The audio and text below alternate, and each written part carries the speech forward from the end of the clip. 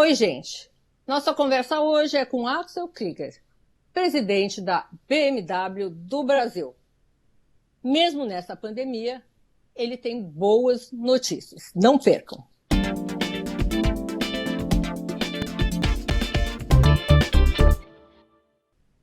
Oi, Axel. Bem-vindo ao nosso show business. Muito obrigada pelo seu tempo, pela sua paciência no meio dessa pandemia.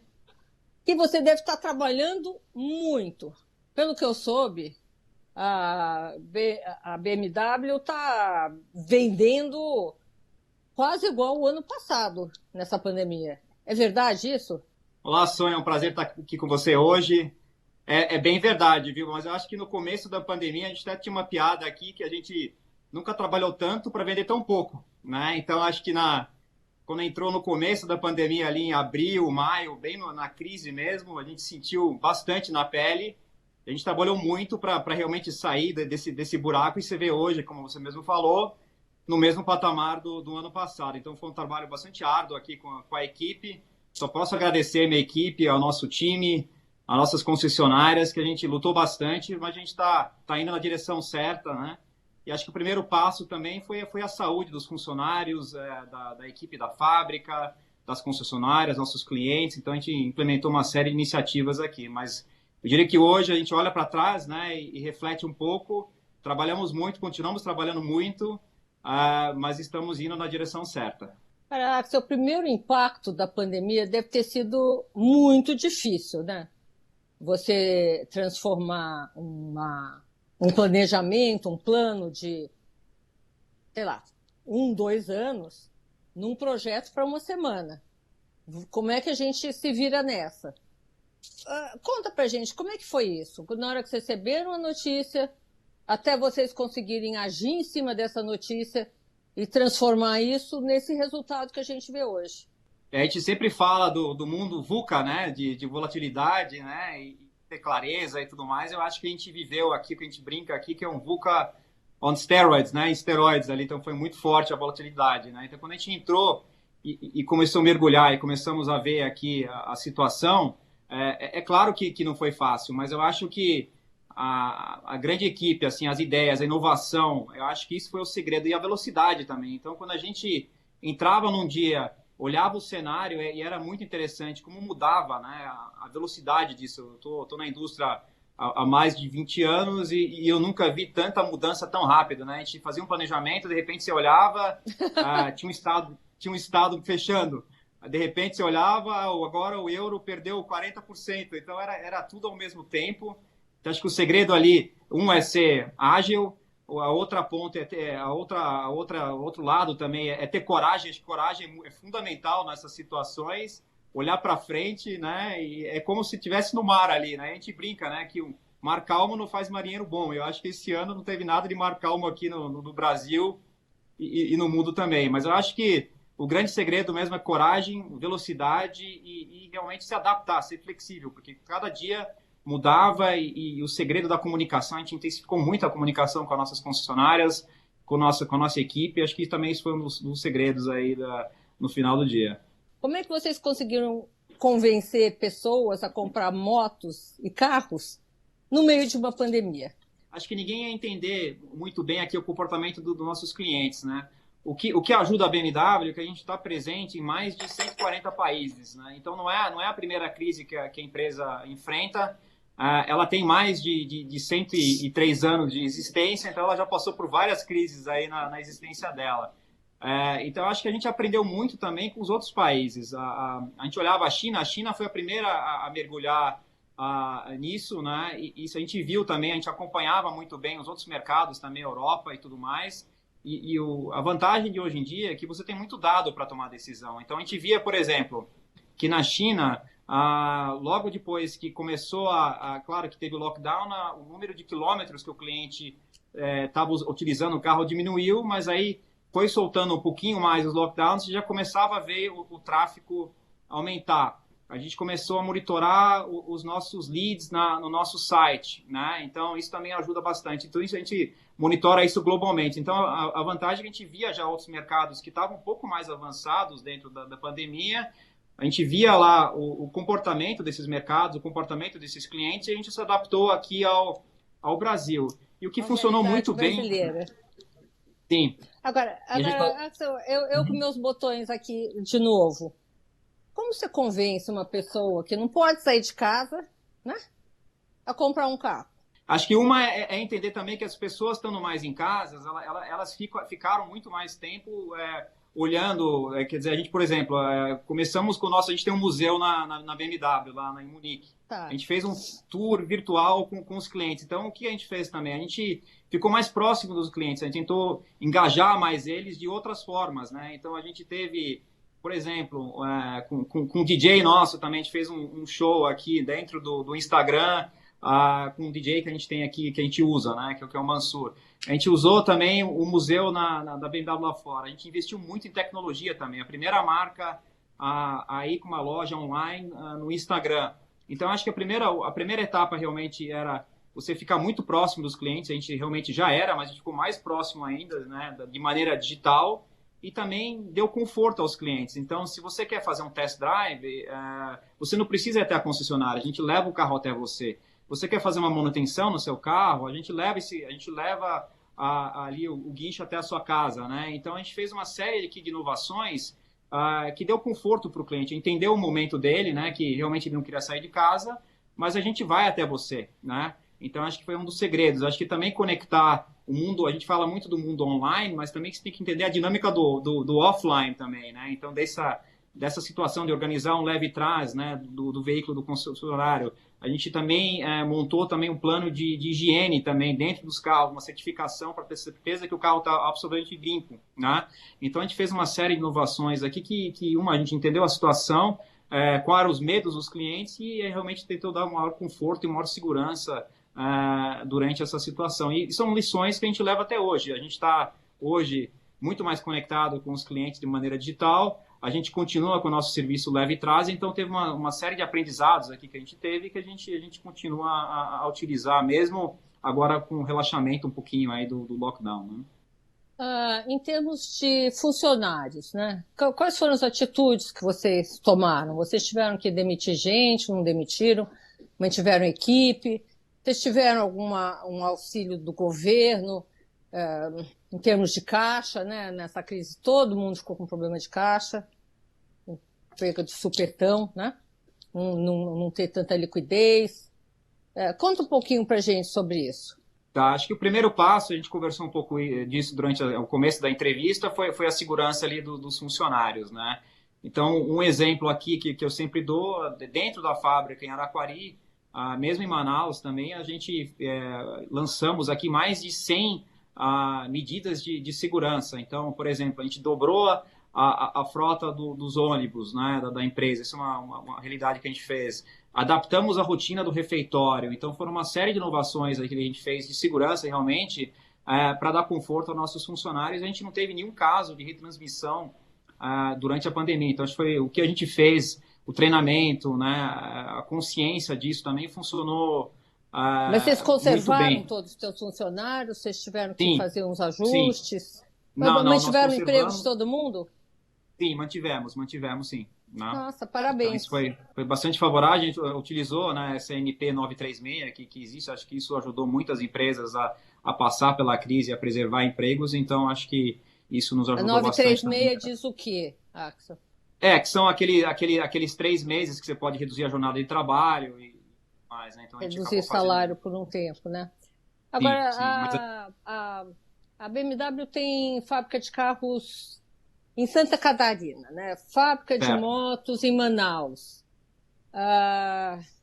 Vocês têm mais de 1 bilhão de investimentos, mais de 60 mil unidades fabricadas no Brasil e 103 anos de Brasil. Uhum. Que vai acontecer daqui para frente? Tem alguma relação esse período, esse novo normal com o velho normal? Aliás, velho normal eu não acho nada, porque eu não achava que a gente estava num período normal. Não sei exatamente o que vai ser esse novo normal. Vocês têm que fazer planos, são obrigadas a fazer planos futuros. Como vocês estão vendo 2021, por exemplo? Olha, 2021, eu acho que saindo a vacina e tudo mais, você deve ter um câmbio um pouco mais favorável que você tem hoje. Acho que toda a indústria automotiva, né? E se lembrando, mesmo quem fabrica aqui, você tem custos também em moeda estrangeira, né?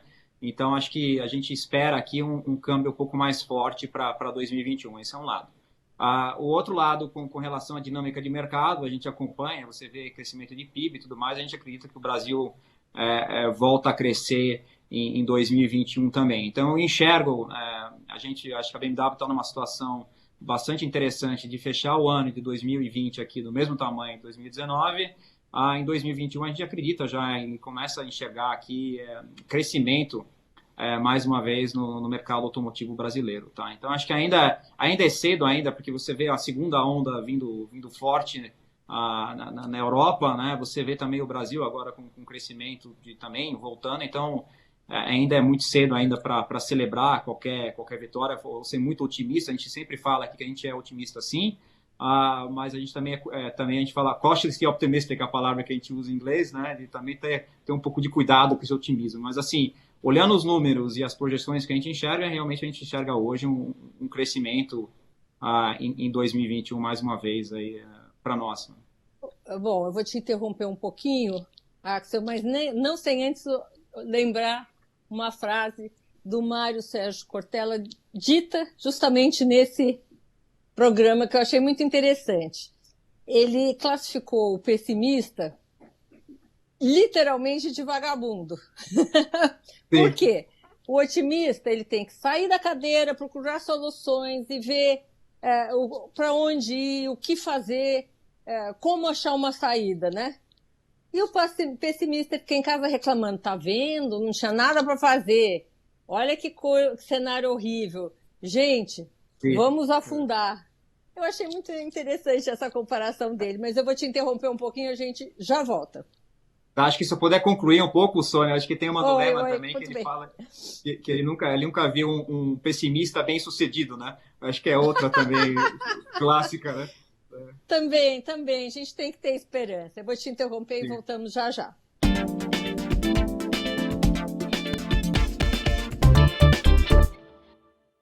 Axel, voltamos aqui ao programa.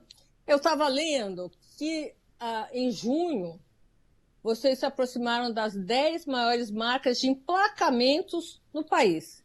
Você acha que as pessoas vão investir mais recursos num carro? Falar, bom, olha, vou ficar em casa, vou poder passear, vou investir mais num carro, né? Eu vou dormir num carro, que tal? Meu carro, minha casa. Pode ser alguma coisa assim. Tem alguma lógica do consumidor migrando, talvez, para uma marca mais cara?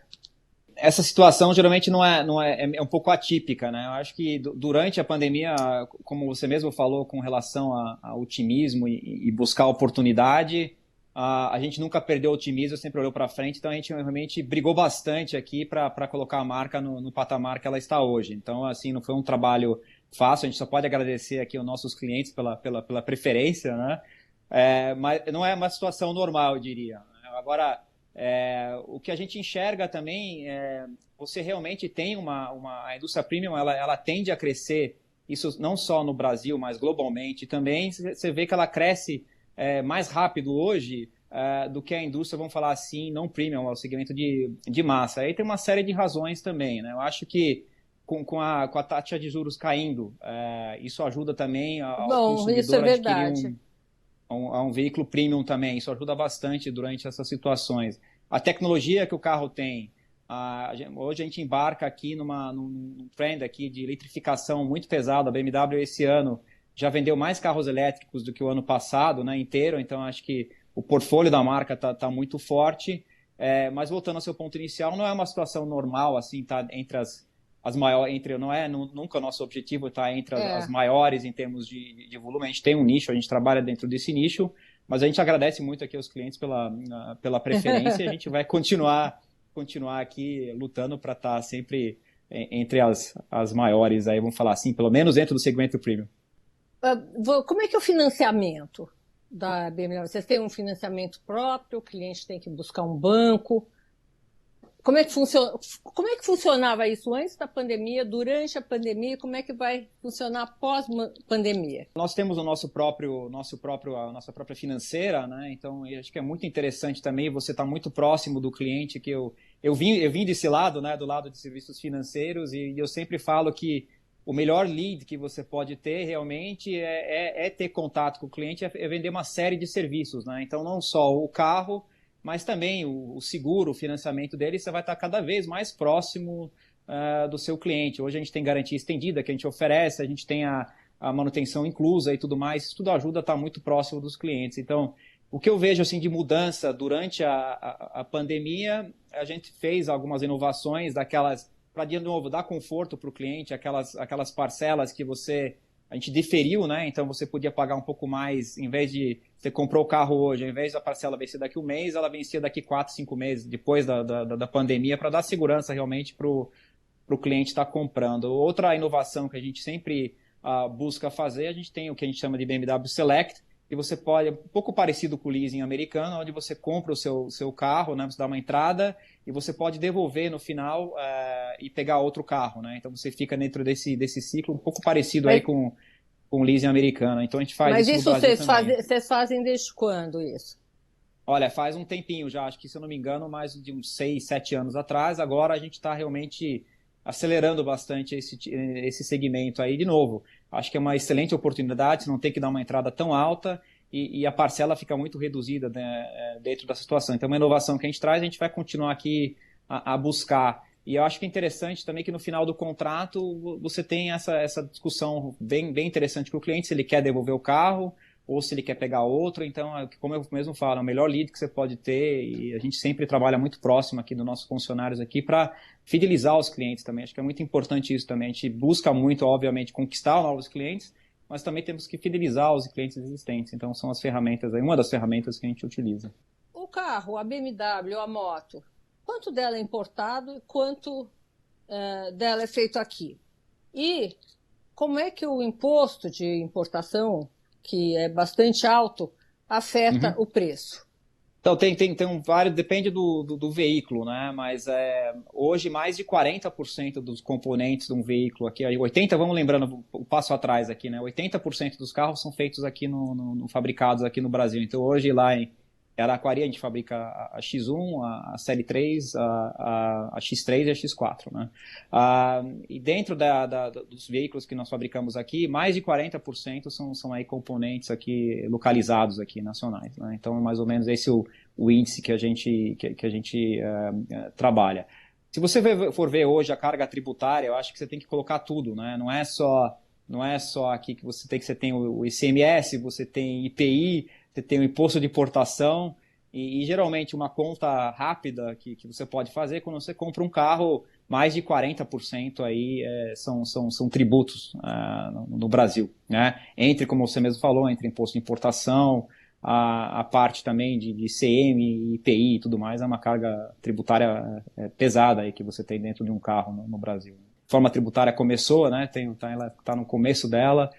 Você tem a reforma da Previdência também, que foi vista com bons olhos, mas a gente tem bastante trabalho. Eu sempre falo, e eu comparo isso, né, com as outras montadoras aí afora que a BMW tem, os outros países que a gente está presente, e aqui, se for ver, o time de finanças nossos é maior que o time de vendas, né, para você ter uma ideia, só para lidar com toda essa complexidade e tudo mais que o Brasil tem, né? Então, assim, de novo, reforma tributária é muito bem-vinda nesse sentido, né? De que forma a tecnologia mudou a forma de fazer negócios na BMW Brasil? Vamos começar pela Brasil, e se você quiser contar alguma coisa do que está acontecendo lá fora, você é muito bem-vindo.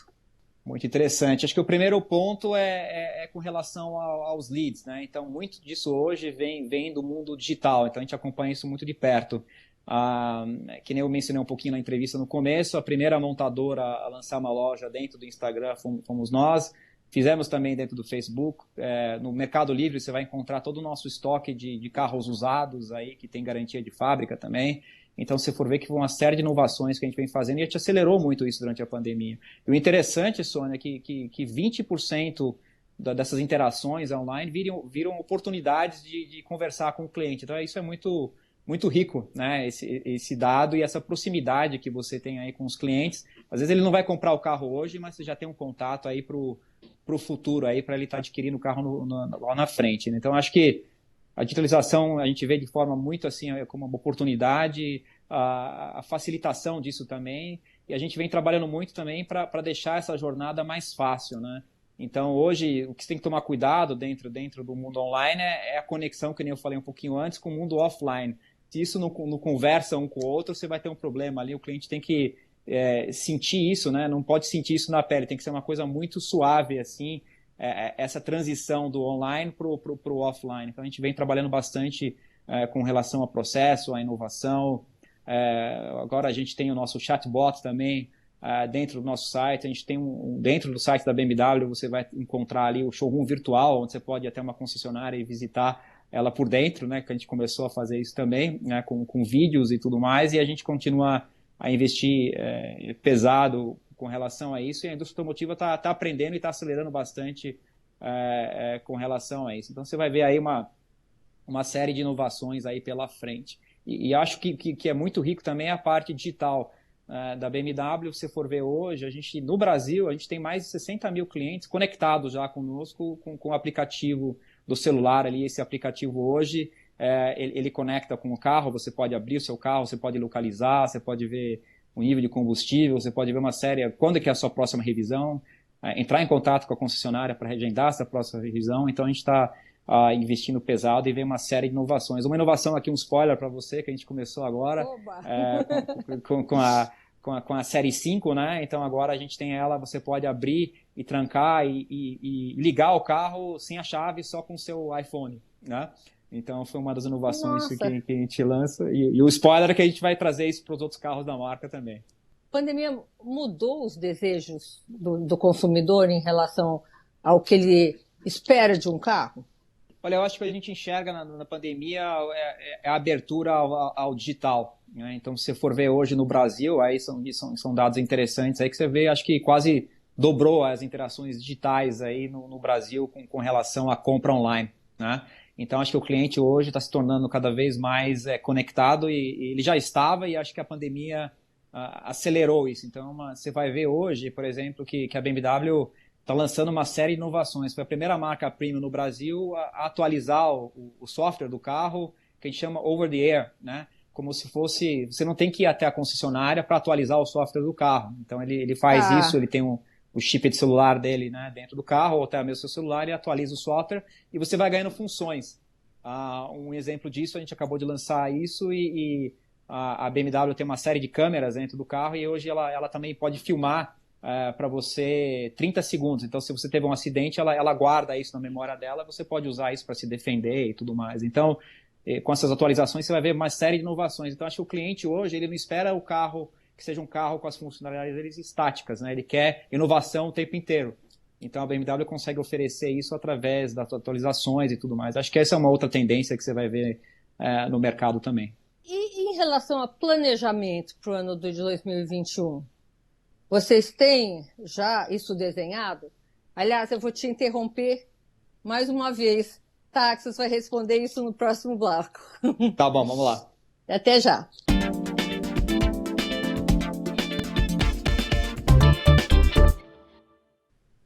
Que tipo de planejamento vocês já estão fazendo para 2021, visto que a gente não sabe nem se vai ter um novo lockdown ou não?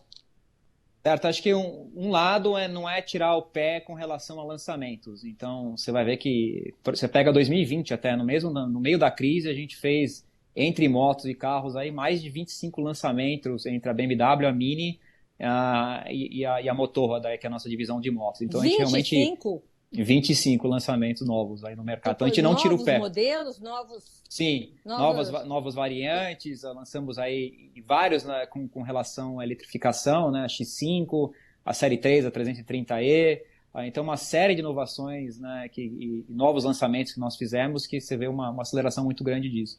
2021 a gente não tira o pé mais uma vez, então a gente vai continuar com essa ofensiva grande de novos produtos. Então acho que isso é uma tendência que vem e vai ficar aí também, né? Então lançamentos a gente não tira o pé, a gente não abre mão disso. E o outro lado é com relação à eletrificação. Então o brasileiro ele é muito aberto à tecnologia, então a gente realmente, se for ver as vendas dos carros elétricos e eletrificados aqui no país, foram excelentes e a gente continua nessa trajetória a trazer mais novidades para o mercado. Tem muita coisa legal aí pela frente aí que vocês vão enxergar aí. Então, acho que é esse lado de eletrificação, continuar acelerando. Então, esse ano, por exemplo, como eu falei um pouco antes, a gente já superou as vendas de 2019 com relação a carros eletrificados, e 2021 isso não vai ser diferente. A gente vai continuar com o pé embaixo aqui e a trazer muita inovação, muita tecnologia para o mercado brasileiro. Mas, Axel, eu como consumidora, né, vamos dizer, quero comprar um carro elétrico. Qual a segurança que eu vou ter se eu quiser guiar até Mato Grosso do Sul e eu vou conseguir carregar meu carro? Nós temos 2 modelos assim de eletrificação que nós oferecemos. Um exemplo aqui é o i3, né, que é um carro puro elétrico, né, então ele não tem motor a combustão. Então esse carro lembra muito o seu iPhone, o seu celular ali que você vai carregar ele à noite. Eu sempre dou esse exemplo, né? Nos postos de gasolina, como é que eu vou fazer para carregar? Então vamos lá. Então, um exemplo aqui que a gente fez foi a primeira montadora a lançar o corredor elétrico entre Rio e São Paulo. Então você consegue ir com o seu i3 até o Rio de Janeiro. O que ele vem também dentro do porta-malas, se você não encontrar um carregador, ele também tem um carregador portátil que vem dentro dele para você estar carregando. Tá? Então esse é um exemplo que eu sempre dou e a gente continua aqui a investir em infraestrutura e aumentar isso. Do outro lado, nós temos aqui que é uma solução bastante interessante, como você mesmo falou. Se eu vou fazer uma viagem um pouco mais longa, a gente tem o que a gente chama de PHEV, que é o Plug-in Hybrid, né, que a gente chama. Então, esse veículo, ele une o melhor dos 2 mundos. Ele tem ali, você pode carregar ele na sua casa, ou no seu escritório, ou no shopping center, normalmente. E o que é interessante da BMW também é que a gente entrega o carro também com carregador, né, com wallbox. Todo carro elétrico que a gente vende ele com...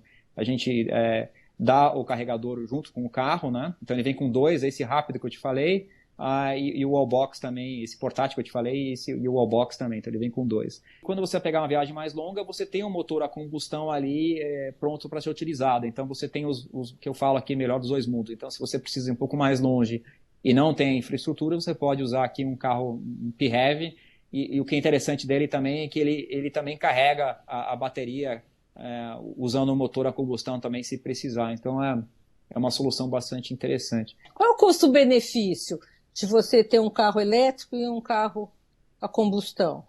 Olha, o custo de carregar um carro elétrico, eu não tenho os dados aqui agora, mas depois eu posso te passar com relação ele é muito mais barato que um carro a gasolina, tá? Então, no dia a dia... É muito mais barato? Sim, ele é assim. Né? No Brasil, porque energia elétrica ainda é barata aqui. Mas nos outros países então... não deve ser isso, não.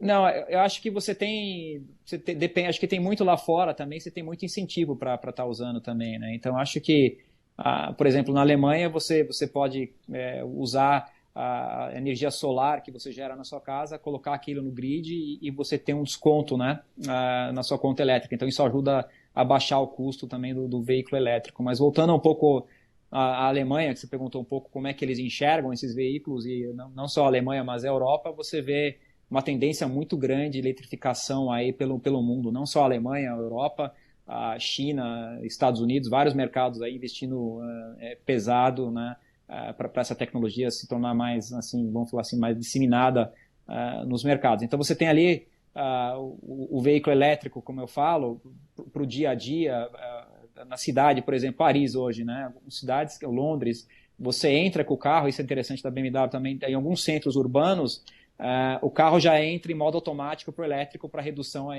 reduzir a emissão de CO2, né? Então ele já identifica que está numa zona controlada, onde só veículos elétricos podem entrar. Então quando ele entra, você tem um PHEV, por exemplo, ele entra em modo elétrico, de repente dentro de um círculo em Londres. Só com Nossa, isso é muito interessante. Pensando no meio ambiente, é excelente, né? Sim. Então eu acho que então, a BMW tem um compromisso muito grande com o meio ambiente. Se você olhar da emissão de CO2 da nossa frota nos últimos 20 anos, a gente reduziu 50%, que é um número enorme, e a gente tem um compromisso também para até 2030 reduzir mais em 40%. Então você vê aqui o que vem pela frente, eletrificação e tudo mais no portfólio para isso acontecer, e não só também, a BMW é muito preocupada também com o meio ambiente com relação à produção desses veículos e tudo mais, então a redução também do CO2 Dentro das fábricas, a gente tem, por exemplo, a planta de Araquari, ela é completamente o que a gente chama aqui de carbon neutral, né? Então, é um exemplo que a gente dá aqui também Carbono neutro, pro Brasil. né? Carbono neutro, é isso aí. Conta um pouquinho de você. Há quantos anos você está aqui na BMW Brasil? Olha, estou no Brasil dentro da BMW há mais de 20 anos. Entrei na BMW como estagiário, né? E fui subindo. Mas metade da minha carreira eu fiz dentro do Brasil e a outra metade fora, né? Então eu morei na Alemanha, África do Sul. A última etapa foi na China, né? Que eu ajudei a parceira da BMW a montar um banco lá na China. Então eu fiz um pouco de tudo aí, mas diria um pouco metade fora do país e metade dentro. Então eu estou muito feliz de estar de volta. Eu voltei em 2019, em janeiro, de estar aqui no Brasil e contribuir para o nosso país e para os nossos clientes. Então estou bastante feliz de estar aqui. Olha, Axel, muito obrigada pela sua entrevista, pela nossa conversa aqui. Espero vê-lo mais vezes aqui no Show Business. E um ótimo fim de ano para todo mundo, né? Espero que esse lockdown não chegue ao Brasil, que a gente tenha uma curva menos cruel do que está acontecendo na Europa. Também o que eu desejo para todos, e muito obrigado aí, Sônia, pela oportunidade, pelo tempo e aos ouvintes. Obrigada. Obrigado.